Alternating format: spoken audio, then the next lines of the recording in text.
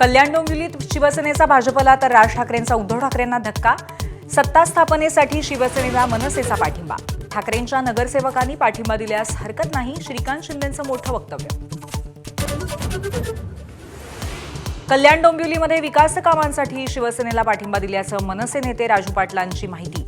राज ठाकरेंकडून स्थानिक पातळीवरती निर्णय घेण्याचे आदेश. संदीप देशपांडेंचंही स्पष्टीकरण. केडीएमसीतल्या मनसेच्या भूमिकेमुळे संजय राऊतांचा संताप. पक्षांतर करणारे राजकीय मनोरुग्ण. पक्ष नेतृत्वाने कारवाई करावी, राऊतांची मागणी.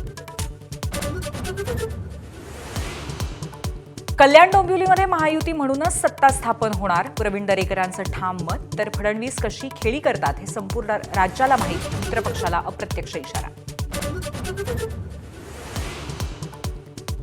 मुंबईत ठाकरेंच्या नगरसेवकांचा गट स्थापन.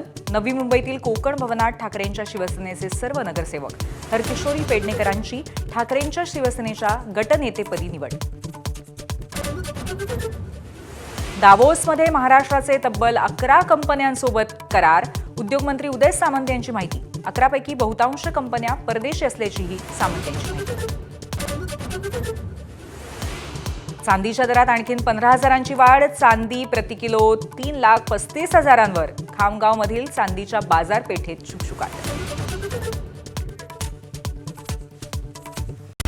Headlines brought to you by Chitale बंधू.